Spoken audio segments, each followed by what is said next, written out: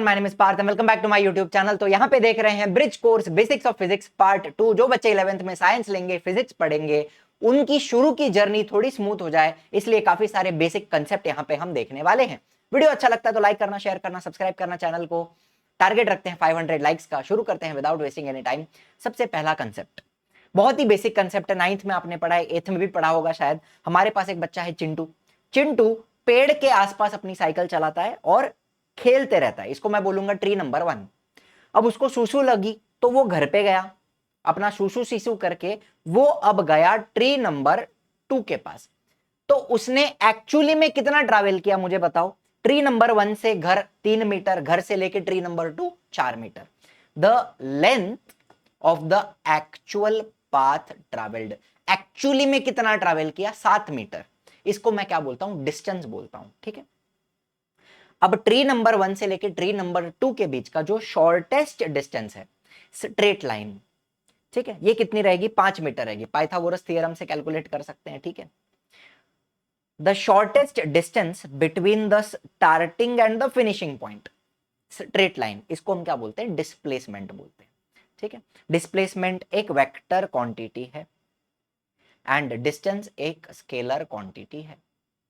ठीक है, scalar quantity में सिर्फ वैल्यू होती है, मैग्नीट्यूड होता है, डायरेक्शन नहीं होती। डिस्प्लेसमेंट में डायरेक्शन भी बतानी पड़ती है कि कहां ट्रैवल कर रहा है। एंड डिस्प्लेसमेंट हमेशा क्या रहेगा, एक स्ट्रेट लाइन रहेगा स्टार्टिंग और फिनिशिंग पॉइंट के बीच में।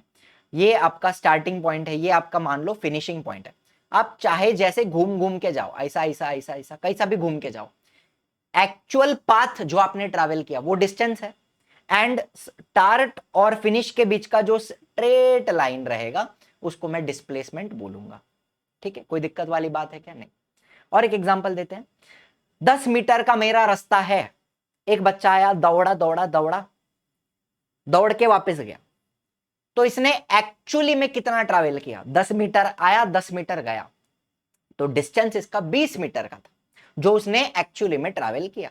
10 मीटर आया 10 मीटर गया, लेकिन जहां से वो भागा वहीं पे वो वापस आया। तो मुझे बताओ, जहां से शुरू किया, स्टार्टिंग जो पॉइंट था, जो उसका स्टार्टिंग पॉइंट था, वो भाग के वापस वहीं पे आया, तो उसकी डिस्प्लेसमेंट क्या हो जाती है, 0 हो जाती है। बिकॉज वो और कहीं गया नहीं, आगे गया फिर से पीछे आया, तो यहां पे डिस्प्लेसमेंट क्या हो जाती है, 0 हो जाती है। ठीक है, ये एक कंसेप्ट आपको समझ में आया। ठीक है, एक और चीज मान लेते हैं कि बस है, ये स्कूल बस ट्रैवल कर रही है 60 किलोमीटर ईस्ट, डायरेक्शन भी बता रहा हूं, 60 किलोमीटर ईस्ट ट्रैवल कर रही है 2 घंटे में। उसको 2 घंटे लगते हैं 60 किलोमीटर जाने के लिए ईस्ट में। ठीक है, तो मुझे बताओ डिस्टेंस कितना है, कितना डिस्टेंस ट्रैवल करेगी 2 घंटे में 60 किलोमीटर का। एंड यहां पे डायरेक्शन भी बता रहा हूं, ईस्ट में जा रही है, तो डिस्प्लेसमेंट भी क्या रहेगी, 60 किलोमीटर ईस्ट। हमें डायरेक्शन भी बतानी है, डिस्प्लेसमेंट में क्या करना है, डायरेक्शन भी बतानी है। 60 किलोमीटर ईस्ट में जा रही है। अब मुझे बताइए, हमने स्पीड और वेलोसिटी पढ़ा है। स्पीड क्या होता है, डिस्टेंस अपॉन टाइम होता है। तो यहां पे अगर मैं ये कैलकुलेट करूं, speed distance upon time, distance कितना था 60 किलोमीटर एंड टाइम कितना था 2 आवर्स, तो इसकी स्पीड क्या हो जाती है 30 किलोमीटर पर आवर। क्या ये बात सही है, ये इसकी स्पीड हो गई। स्पीड क्या रहेगी, एक स्केलर क्वांटिटी रहेगी ना।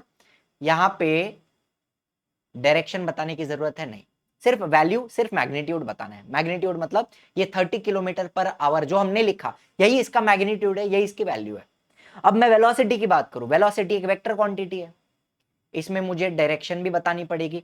वेलोसिटी का फॉर्मूला होगा डिस्प्लेसमेंट अपॉन टाइम। अब मुझे बताओ डिस्प्लेसमेंट क्या है, 60 किलोमीटर कौन से डायरेक्शन में, ईस्ट में। ठीक है, ई लिख रहा हूं, अपॉन टाइम 2 आवर्स। तो इसका जो वेलोसिटी क्या मिलेगा मेरे को, वेलोसिटी वही है 30 किलोमीटर पर आवर, लेकिन कौन से डायरेक्शन में, ईस्ट में। 30 किलोमीटर पर आवर ईस्ट, ऐसे लिखेंगे हम वेलोसिटी को। सिंपल दिखाई दे रहा है सबको, समझ में आ रही है बात, कोई दिक्कत वाली बात है क्या। वेलोसिटी में हमें डायरेक्शन दिखानी है, स्पीड में हमें डायरेक्शन नहीं दिखानी है। सबको डिस्टेंस समझ में आ गया।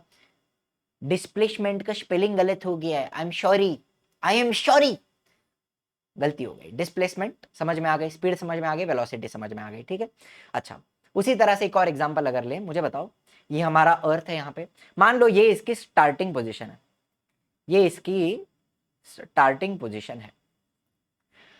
अब एक साल में वो एक चक्कर लगाता है सन के इर्द गिर्द, ठीक है, इस तरह से चक्कर लगा रहा है, रिवॉल्व कर रहा है, फिर से वो वही पोजीशन पे आ जाता है एक साल बाद, तब जाके हम 31 दिसंबर को हैप्पी न्यू ईयर मनाते हैं, ठीक है। Earth travels a huge distance in space, 940 million kilometre एक साल में। देखो भाई, ट्रैवल तो कर रहा है, डिस्टेंस तो काफी काफी सारा डिस्टेंस ट्रैवल कर रहा है, इसकी स्पीड भी काफी ज्यादा होगी, बराबर है। लेकिन इसका जो डिस्प्लेसमेंट है after 1 year, it will B 0, because जहां से उसने शुरू किया वहीं पे वो वापस आ गया, since it comes back to the same position. तो यहाँ पे मुद्दा क्या है बोलने का, even if something is moving continuously with a very high speed, speed है उसके पास, लेकिन उसकी वेलोसिटी 0 हो सकती है अगर उसका डिस्प्लेसमेंट 0 है। Are you understanding? स्पीड ज्यादा है, स्पीड है, डिस्टेंस भी है, लेकिन घूम घाम के जहां से शुरू किया वहीं पे वापस आ गया, डिस्प्लेसमेंट 0 हो गई, तो इसकी वेलोसिटी भी 0 हो जाएगी, ठीक है। बात समझिए, मुद्दा समझिए, इंटरेस्टिंग चीजें हैं। वेलोसिटी एक वेक्टर है, यहाँ पे डायरेक्शन मायने रखती है, अगर डिस्प्लेसमेंट 0 है तो वेलोसिटी भी 0 हो जाएगी, ठीक है। चलिए, फिर जो बच्चे हमसे पढ़ना चाहते हैं, हमारा उड़ान 3.0 बैच 1 मई, मतलब आज से इसके प्रॉपर लेक्चर्स स्टार्ट हो जाएंगे। जो बच्चे ज्वाइन करना चाहते हैं अभी भी कर सकते हैं, बिकॉज लेक्चर इवनिंग में है 7:30 को। शुरू में एक हफ्ता बेसिक्स ही पढ़ाया जाएगा, मतलब ऑफ कोर्स टॉपिक तो स्टार्ट करेंगे, लेकिन एकदम बेसिक से, एकदम उंगली पकड़ के आपको सिखाएंगे क्या क्या होता है। बोर्ड का प्रिपरेशन और एमएचटी सीईटी का पूरा प्रिपरेशन हम करवा के देंगे, ठीक है। तो जो बच्चे इंटरेस्टेड है प्लीज कॉल कीजिए, नंबर भी आपको देता हूं, ठीक है। यहाँ पर क्या क्या होगा, लाइव क्लास, सिलेबस कंप्लीट होगा, मोबाइल पीसी टैबलेट सब जगह एक्सेस मिलेगा, रिकॉर्डिंग मिलेगी, हर चीज की रिकॉर्डिंग मिलेगी। डाउट क्लियरिंग सेशन जो है वो जूम पे कंडक्ट होते हैं, लाइव रिवीजन होता है एग्जाम के पहले, वो भी जूम पे होता है। पर्सनल मेंटरशिप, टीचर के साथ 1-on-1 कॉल आप कर सकते हैं, टीचर के साथ हमेशा आप कनेक्टेड रह सकते हैं, यही हमारे बैच का सबसे इंपॉर्टेंट पॉइंट है, बिकॉज लिमिटेड सीट्स होती है, बच्चे लिमिटेड हैं, तो टीचर के साथ डायरेक्ट कॉन्टैक्ट मेंटेन कर सकते हैं, ठीक है। 2 तरह की test series, objective and subjective. Objective MCQs रहेगा, ठीक है, एंड सब्जेक्टिव में पेपर मिलेगा, आंसर की मिलेगी, आप पेपर लिख के दीजिए, उसको चेक करके भी आपको वापस दिया जाएगा, ठीक है, पेपर आपको चेक करके मिलेगा। कौन कौन पढ़ा रहा है, शुभम सर है जो फिजिक्स ले रहे हैं, मैं बायोलॉजी ले रहा हूँ, Maria ma'am chemistry, Yogesh sir maths ले रहे हैं, खुशी मैम बायोलॉजी ले रही है, ठीक है। तो ये आपके टीचर्स हैं, इनके साथ आप हमेशा कनेक्टेड रहोगे, मेरे साथ आप हमेशा बात कर सकते हो, ठीक है। डाउट आता है, कुछ समझ में नहीं आता है, डिस्ट्रैक्शन आ रहा है, पढ़ाई नहीं हो रही है, जो कुछ भी आपका प्रॉब्लम है, आप मुझसे बात करके अपना अपना दुख शेयर कर सकते हो, ठीक है। जो कोई प्रॉब्लम है वो हम साथ मिलकर सॉल्व कर सकते हैं, ठीक है। बैच कैसे ज्वाइन करना है, ऐप है easy learning, easy learning app के ऊपर आपको लाइव कोर्सेज दिखेंगे, उसके अंदर आपको उड़ान 3.0 बैच दिखेगा, उसके अंदर बाय नाउ का ऑप्शन दिखेगा, उसके अंदर पे ऑनलाइन या फिर scan QR. Online direct payment हो सकती है, क्यूआर भी स्कैन कर सकते हैं, किसी और के फोन से आपको पेमेंट करनी है, मम्मी पापा भैया दीदी, तो वो क्यूआर स्कैन करके आप पेमेंट कर सकते हैं। उसके अलावा अगर कोई दिक्कत आती है तो ये क्यूआर यहाँ पे एक और दिया हुआ है, इसके ऊपर आप पेमेंट करके स्क्रीनशॉट भेज सकते हैं इस नंबर पे। फिर भी कोई दिक्कत आती है, कोई भी प्रकार की इंक्वायरी है, ये दोनों नंबर पे आप कॉल करके बात कर सकते हैं, अपना डाउट क्लियर कर सकते हैं, ठीक है। चलिए, अब यहां पे मुझे बताओ, ये जो एथलीट है दौड़ रहा है, तो शुरू में वो रेस्ट पोजीशन में था, जब उसने दौड़ना शुरू किया तब वो क्या, रेस्ट पोजीशन में था, वेलोसिटी 0 थी। लेकिन जैसे वो उठा, भागना स्टार्ट किया, उसकी वेलोसिटी बढ़ी, मानते हो कि नहीं, वेलोसिटी बढ़ी, तो हम इसको क्या बोलते हैं, पॉजिटिव एक्सेलरेशन। मतलब 0 से लेके उसकी वेलोसिटी बढ़ रही है, वेलोसिटी बढ़ रही है मतलब एक्सेलरेशन हो रहा है, ठीक है, पॉजिटिव एक्सेलरेशन। फिर मुझे बताओ, ये जो बस है आ रही है, उसके पास कुछ वेलोसिटी है, लेकिन आते आते आते बस स्टॉप पे वो रुकी, उसकी वेलोसिटी 0 हो गई। वो बस कहीं से आ रही थी, उसके पास कुछ वेलोसिटी थी, बस स्टॉप पे आके वो रुकी, वेलोसिटी 0 हो गई। इसको हम क्या बोलते हैं, नेगेटिव एक्सेलरेशन, या फिर इसको आप प्यार से इसको आप डीसेलेरेशन भी बोल सकते हैं। Acceleration and deceleration. डीसेलरेशन मतलब नेगेटिव एक्सेलरेशन, वेलोसिटी कम हो रही है एंड फिर जीरो हो जा रही है, ठीक है। Acceleration, deceleration, positive acceleration, negative acceleration. और एक मान लो एक गाड़ी है जो कांस्टेंट वेलोसिटी से एक ही डायरेक्शन में ट्रैवल कर रही है, डायरेक्शन भी चेंज नहीं हो रहा है, उसकी स्पीड भी चेंज नहीं हो रही है, कांस्टेंट वेलोसिटी से जा रही है, इसको जीरो एक्सेलरेशन बोलेंगे, ठीक है। डायरेक्शन में भी कोई चेंज नहीं है, स्पीड में भी कोई चेंज नहीं है, जीरो एक्सेलरेशन।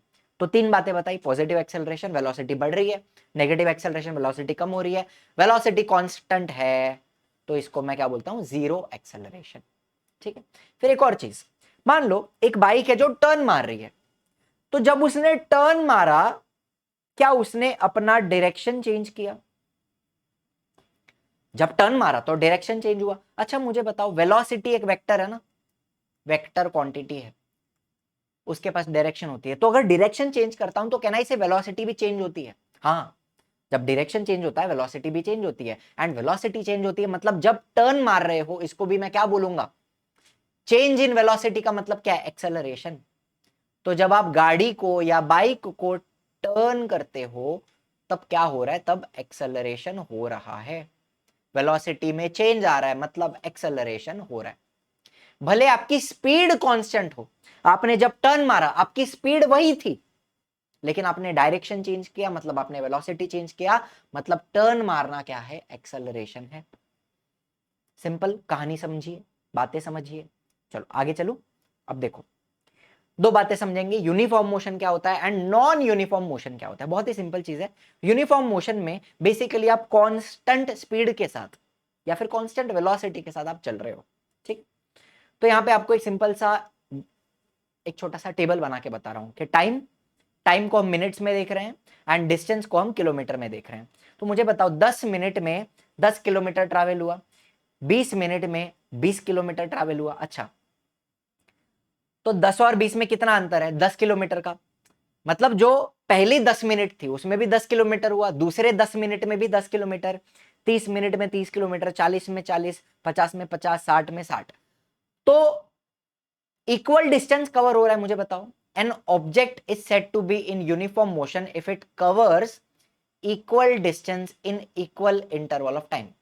पहले 10 मिनट में 10 किलोमीटर, दूसरे 10 मिनट में भी 10 किलोमीटर, तीसरे 10 मिनट में भी 10 किलोमीटर, चौथे 10 मिनट में 10 किलोमीटर। तो 10 मिनट में 10 किलोमीटर ट्रैवल हो रहे हैं, equal distance covered in equal interval of time. इसको क्या बोलते हैं, यूनिफॉर्म मोशन, ठीक है। Equal distance covered in equal interval of time, it is called as uniform motion. तो नॉन यूनिफॉर्म मोशन क्या है, मान लो आप एक सिटी में ट्रैवल कर रहे हो जहां पे बहुत ट्रैफिक है, कहीं पे सिग्नल लग रहा है, तो आपकी वेलोसिटी चेंज होते रहेगी। कहीं पे ट्रैफिक में अटक गए, वेलोसिटी बहुत कम हो गई, स्पीड बहुत कम हो गई, बैठे रहे थोड़ी देर, फिर खुला रास्ता मिला तो आपने भगाया गाड़ी, फिर वापस सिग्नल आ गया तो रुक गए, फिर वहां पे ट्रैफिक लग गया, कहीं पे किसी ने गाड़ी ठोक दी, फिर बैठ गए, फिर वापस खाली रास्ता मिला तो भगाया। तो सिटी में जब आप ट्रैवल कर रहे हो तो आपकी वेलोसिटी चेंज होते रहेगी, तो यहाँ पे क्या होगा, नॉन यूनिफॉर्म मोशन होगा। Are you understanding? Uniform motion कहां दिख रहा है, एक खुले रास्ते पे, खुले हाईवे पे चला रहे हो आप गाड़ी, और आपकी स्पीड जो है, आपकी जो वेलोसिटी आप मेंटेन कर रहे हो, सीधा रास्ता है, खुला रास्ता है, कोई ट्रैफिक नहीं है, आप 60 किलोमीटर पर आवर से चला रहे हो, तो ये हो जाएगा यूनिफॉर्म मोशन, ठीक है। 60 आप आराम से चला रहे हो, कांस्टेंट स्पीड पे चला रहे हो, तो ये uniform motion.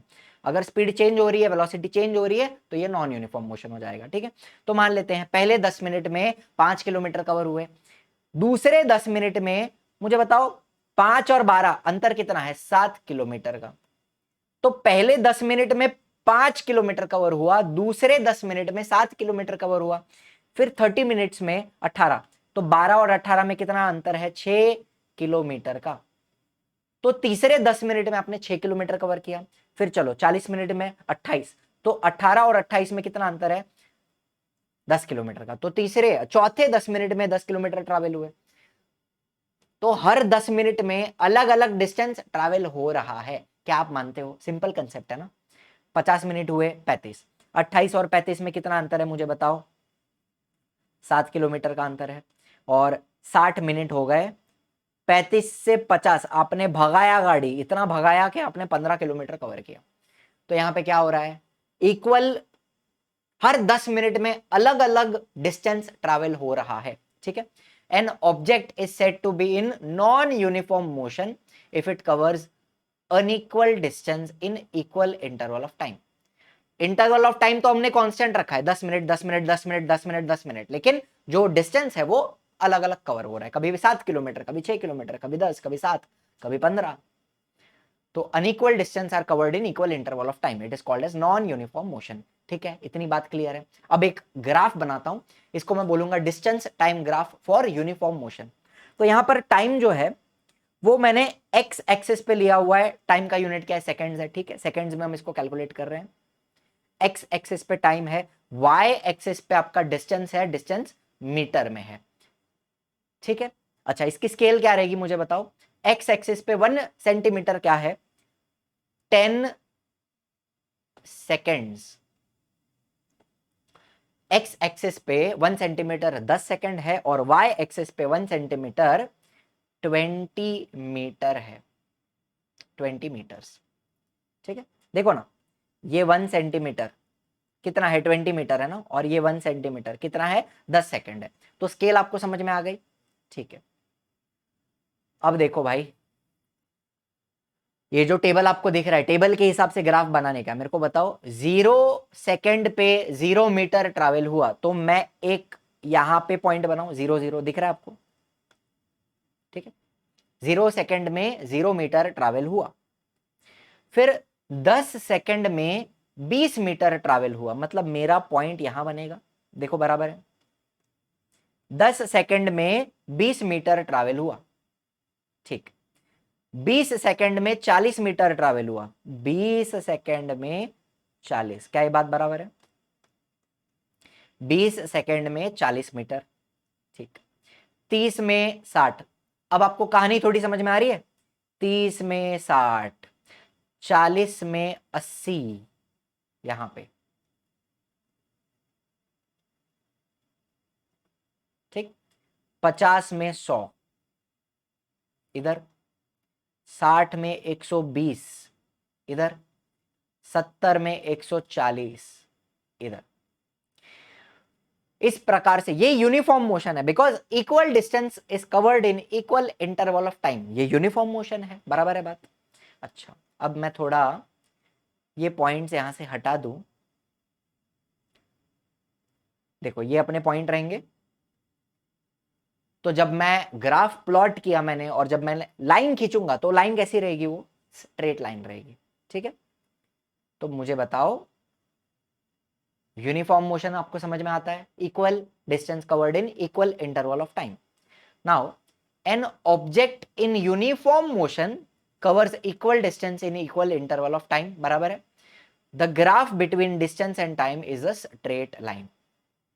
Distance time graph क्या रहेगा, यहां पे स्ट्रेट लाइन रहेगा। अब इसका मैं स्लोप निकालूंगा। शायद आपने पढ़ा है स्लोप के बारे में, शायद नहीं पढ़ा है, मुझे नहीं पता, मैथमेटिक्स में आप पढ़ते हो, लेकिन मैं यहां पे स्लोप कैलकुलेट करना चाहूंगा इसका। और स्लोप बेसिकली क्या रहेगा पता है, स्लोप से मुझे यहां पे स्पीड पता चलेगी, या उसको ठीक है स्पीड ही बोल देंगे। स्लोप से मुझे क्या पता चलेगा, स्पीड पता चलेगा। फॉर्मूला क्या रहेगा स्लोप का पता है, y2 minus y1 upon x2 minus x1।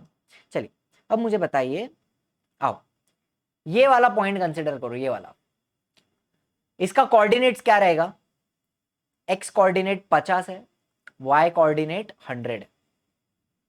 चलो अब मान लो इसको मैं क्या बोलूंगा पता है, ये मेरा x2 और y2 है, ठीक है। 50 और 100 ये मेरा क्या है, x2 y2।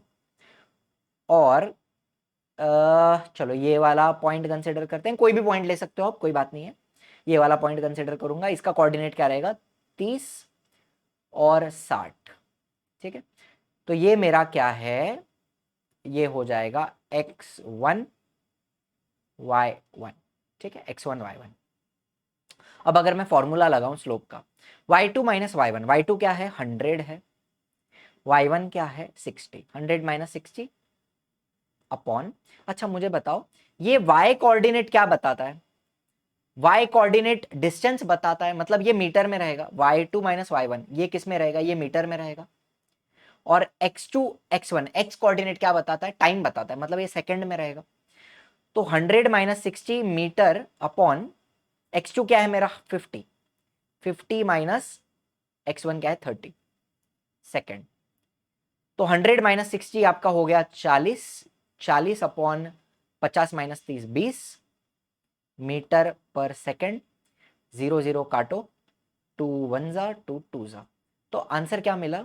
2 metre per second. ये क्या है? ये आपको क्या मिली? ये आपको स्पीड मिली।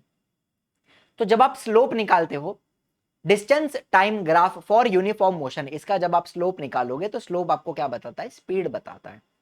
ठीक है, इतनी बात क्लियर है? सबको कैलकुलेशन समझ में आया? y2 minus y1 upon x2 minus x1। 2 point आपको लेने होंगे, ठीक है, कोई भी 2 पॉइंट आप लो, उनके जो कोऑर्डिनेट्स हैं, ये फॉर्मूला लगाना है y2 minus y1 upon x2 minus x1। इससे क्या मिलता है? हमें स्लोप मिलता है। एंड यहां पर डिस्टेंस टाइम ग्राफ के स्लोप से क्या पता चलता है? हमें स्पीड पता चलती है। बेसिकली y अपॉन x करना है। y क्या है आपका? मीटर में है, और x क्या है? सेकंड में है। तो क्या मिलेगा? स्पीड मिलेगा ना। y अपॉन x क्या मिलता है? Metre upon second, metre per second, speed. समझ में आई बात? स्लोप निकाला हमने। अच्छा, अब आपको मैं वेलोसिटी टाइम ग्राफ बताऊंगा। तो यहां पे y एक्सिस पे हमने वेलोसिटी लिया है मीटर पर सेकंड में, ठीक है, ध्यान से सुनना। y एक्सिस पे वेलोसिटी है और x एक्सिस पे आपका टाइम है सेकंड में। स्केल लिख देंगे। x एक्सिस पे 1 second is equal to 1 centimetre is equal to 10 seconds, 10 seconds. And y axis पे 1 सेंटीमीटर क्या है? 20 मीटर पर सेकेंड। ठीक है, वेलोसिटी है ना, तो 1 सेंटीमीटर क्या है? 20 मीटर पर सेकेंड। ठीक है, चलो। Train is moving with a uniform velocity of 100 metre per second. 100 metre per second से यूनिफॉर्म वेलोसिटी में ट्रैवल कर रही है। मतलब ये ग्राफ कैसा है? यहाँ पे एक हॉरिजॉन्टल लाइन वाला ग्राफ है। ठीक है, 100 metre per second constant velocity पे हमारी ट्रेन चल रही है। 10 second, 20 second, 30 second, 40 second, train का स्पीड में कोई चेंज, वेलोसिटी में चेंज नहीं आ रहा है। 100 मीटर पर सेकंड से चल रही है। ठीक है, अच्छा, अब मुझे बताओ, अगर मुझे पता करना है कि 20 सेकंड बाद कितना डिस्टेंस ट्रैवल किया, हमारी ट्रेन ने 20 सेकंड बाद कितना डिस्टेंस ट्रैवल किया, तो मुझे क्या निकालना पड़ेगा? मुझे ये जो एरिया है, इस एरिया को कैलकुलेट करना पड़ेगा। इसको मैं क्या बोलूंगा? Area under the graph. यहां पर एरिया अंडर द ग्राफ क्या रहेगा? Distance covered. चलो अब मुझे बताओ, ये तो एक सिंपल सा क्वाड्रिलैटरल है, रेक्टेंगल है, इसका एरिया का फॉर्मूला क्या रहेगा? एरिया का फॉर्मूला क्या रहेगा? Length into breadth. क्या ये बात बराबर है? लेंथ कितना है मेरे को बताओ? 100 है लेंथ, 100, और इसका ब्रेथ कितना है? 20 है। तो मुझे बताओ 100 वॉट वेलोसिटी है ना, 100 मीटर पर सेकेंड। तो मैं यहां पे क्या लिखूंगा? चलो, 100 मीटर पर सेकेंड इंटू 20। 20 क्या है? टाइम है ना, सेकेंड। अब मुझे बताओ, क्या ये सेकेंड और सेकेंड कैंसिल हो सकता है? हाँ। इज इक्वल टू 100 इंटू 20 कितना हो गया? 2000 metre is equal to 2 kilometre. क्या ये बात समझ में आई? एरिया अंडर द ग्राफ क्या बता रहा है? यहाँ पे डिस्टेंस कितना ट्रैवल हुआ 20 सेकंड में, ये पता चला। अच्छा, अभी मान लो, ठीक है, इतना समझ गया। अभी मानो कि मुझे 20 और 50 सेकंड के बीच में कितना डिस्टेंस ट्रैवल हुआ है, ये निकालना है। 20 और 50 के बीच में कितना ट्रैवल हुआ, ये निकालना है। तो यहां पे मेरा लेंथ तो अभी भी 100 ही है। टाइम कितना है? 20 और 50, 50 माइनस 20 मतलब कितना? 30 सेकंड ना। तो ये कितना है? ये 30 सेकंड है, और ये 100 मीटर पर सेकंड है। तो simple calculation, 100 metre per second into 30 second. Second और सेकंड काटो, 3000 metre is equal to 3 kilometre. ठीक है, तो यहां पे velocity time graph for uniform velocity area under the graph क्या बताता है, डिस्टेंस कितना ट्रैवल हुआ है। दोनों ग्राफ आपको समझ में आया, स्केल समझ में आया, कैलकुलेशन समझ में आया, कोई दिक्कत वाली बात है क्या? नहीं, बहुत सिंपल बात है। ठीक है, अब चलते हैं न्यूटन्स लॉ ऑफ मोशन। तीनों लॉ अच्छे से समझेंगे। मुझे बताइए, अगर हाथ में एक डब्बा है तो इस डब्बे को ग्रेविटी नीचे की तरफ खींच रही है, ग्रेविटेशनल फोर्स उसको नीचे की तरफ खींच रहा है, एंड आप भी उसके ऊपर कुछ फोर्स लगा रहे हो। मान लो मेरे हाथ में ये रिमोट है, ग्रेविटी नीचे खींच रही है, लेकिन मैं उसको ऊपर की तरफ पुश कर रहा हूं, तब जाके ये स्टेबल है। Are you understanding? नहीं तो गिर जाएगा नीचे। ग्रेविटी नीचे खींच रही है, मैं इसको कुछ फोर्स दे रहा हूं। मैं कौन सा फोर्स देता हूं? मैं इसको नॉर्मल फोर्स देता हूं। ठीक है, which is opposite to the force of gravity, equal and opposite है। तो ये दोनों फोर्स, नॉर्मल फोर्स और ग्रेविटेशनल फोर्स, एक दूसरे को क्या करते हैं, कैंसल आउट करते हैं, तब जाके आपका डब्बा स्टेबल है। ठीक है, अब ये स्टेबल ही रहेगा जब तक मैं इसको ऐसे धक्का नहीं मारता, जब तक मैं इसको और कुछ धक्का नहीं देता तब तक ये स्टेबल रहेगा। An object will continue to remain at rest. एक ऑब्जेक्ट, अभी मान लो ये दिख रहा है जिसमें मैं लिखता हूं, यहां पे नीचे रखा हुआ है, ये रेस्ट पे है, रेस्ट पे ही रहेगा। कब तक? जब तक मैं इसको धक्का नहीं मारता। An object will continue to remain at rest unless an external unbalanced force acts on it. जब तक धक्का नहीं मारेंगे तब तक गिरेगा क्या? नहीं गिरेगा। इसको पकड़ के रखा है, ये ऐसा ही रहेगा जब तक मैं इसको छोड़ता नहीं या फिर जब तक धक्का नहीं मारता। Are you understanding? An object will continue to remain at rest. ये जो लॉ है ना, इसको लॉ ऑफ इनर्शिया भी बोलते हैं, law of inertia. Her object के पास, किसी भी चीज के पास मास होता है ना, किसी भी चीज के पास मास होता है, मास से ही उसका इनर्शिया आएगा।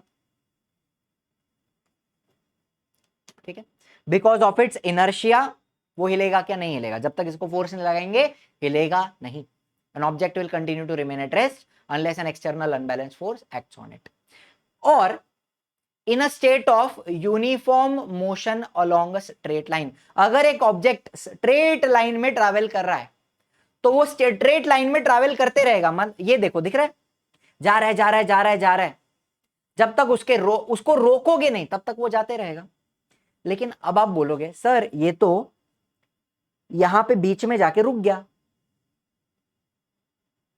है ना? क्यों रुका? बिकॉज यहां पे फ्रिक्शन है ना। यहां पर क्या है? फ्रिक्शन है। अगर आप फ्रिक्शन जीरो कर दो, अगर आप मान लो फ्रिक्शन को हमने जीरो कर दिया और फिर किसी चीज को मैं थोड़ा सा धक्का देके छोड़ देता हूं, तो वो चलते जाएगा चलते जाएगा चलते जाएगा। It will continue to travel in a straight line जब तक उसको रोकोगे नहीं, unless it will be acted upon by external unbalanced force. Are you understanding? एक और सिंपल एग्जांपल दूं। मान लो एक एस्ट्रॉइड है, एस्ट्रॉइड,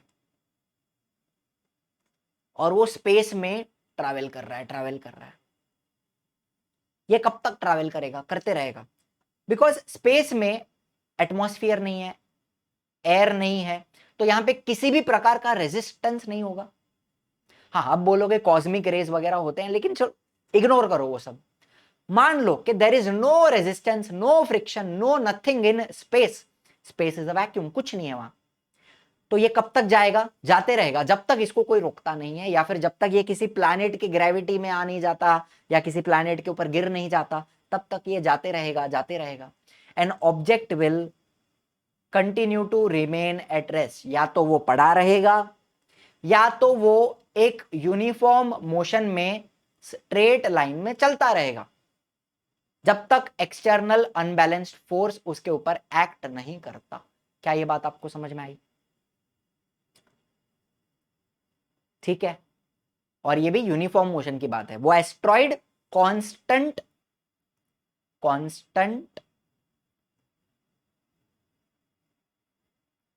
वेलोसिटी के साथ चल रहा है, यूनिफॉर्म मोशन में चलता रहेगा जब तक दूसरा कोई एक्सटर्नल फोर्स एक्ट नहीं करता। ठीक है, चलिए न्यूटन का सेकेंड लॉ क्या बोलता है। The force acting on an object is equal to mass of the object multiplied by its acceleration. Formula हमें सबको पता है, force is equal to mass times acceleration. मतलब अभी ये जो बच्चा है, बच्चा टेबल को धक्का लगा रहा है, बच्चा कुछ तो फोर्स लगा रहा है, टेबल के पास मास कितना है, m है. बच्चे ने फोर्स लगाया तो टेबल आगे जाएगा, आगे जाएगा मतलब उसकी वेलोसिटी में चेंज आएगा, मतलब वो एक्सेलरेट करेगा. तो ये टेबल कितना एक्सेलरेट करेगा ये किसके ऊपर डिपेंड करता है, एक्सेलरेशन कितना होगा ये किसके ऊपर डिपेंड करता है, मास के ऊपर एंड फोर्स के ऊपर. जितना फोर्स ज्यादा लगाओगे उतना एक्सेलरेशन ज्यादा होगा, या फिर अगर मास बहुत ज्यादा है तो एक्सेलरेशन कम होगा, मास अगर कम है तो एक्सेलरेशन ज्यादा होगा. एक्सेलरेशन कितना होगा ये किसके ऊपर डिपेंड करता है, force and mass. Simple words में, if you push something, how much it will move, how much it will accelerate, it will depend on एक तो कितना उसमें मास है, how heavy it is, and how hard you push. जितना force ज्यादा लगाओगे उतना वो ज्यादा एक्सेलरेट करेगा. सिंपल एग्जांपल देते हैं, एक खाली ट्रॉली है और एक भरी हुई ट्रॉली है, ठीक है. मुझे बताओ इसका मास, खाली वाले ट्रॉली का मास कम रहेगा और भरे हुए ट्रॉली का मास ज्यादा रहेगा, ठीक. अगर मैं सेम फोर्स अप्लाई करता हूं तो किसका एक्सेलरेशन ज्यादा होगा, खाली वाले ट्रॉली का एक्सेलरेशन ज्यादा होगा, भरे हुए ट्रॉली का एक्सेलरेशन कम होगा. कॉमन सेंस वाली बात है, कॉमन सेंस वाली बात है, ठीक है. अच्छा, एक साइकिल है और एक बाइक है, सेम फोर्स अप्लाई किया जा रहा है दोनों पे. मुझे बताओ साइकिल हल्की होगी, बाइक वजनदार होगी, हैवी होगी, जड़ होगी, मराठी में जड़ बोल सकता हूं, हैवी है. मास कम है साइकिल का, बाइक का मास ज्यादा है, सेम फोर्स अप्लाई कर रहे हैं तो साइकिल का एक्सेलरेशन ज्यादा रहेगा, बाइक का एक्सेलरेशन, पीछे से धक्का लगा रहा हूं मैं basically. Are you understanding? Cycle को धक्का इजीली मारूंगा, फटाफट आगे जाएगी, बाइक को धक्का मारने में मुझे दिक्कत होगी, उसका एक्सेलरेशन कम रहेगा, फोर्स सेम लग रहा है. Very clear. अच्छा, एक और एग्जांपल, एक बॉल है, अब बॉल का मास कांस्टेंट है, मास कितना है 0.5 kg, ठीक है.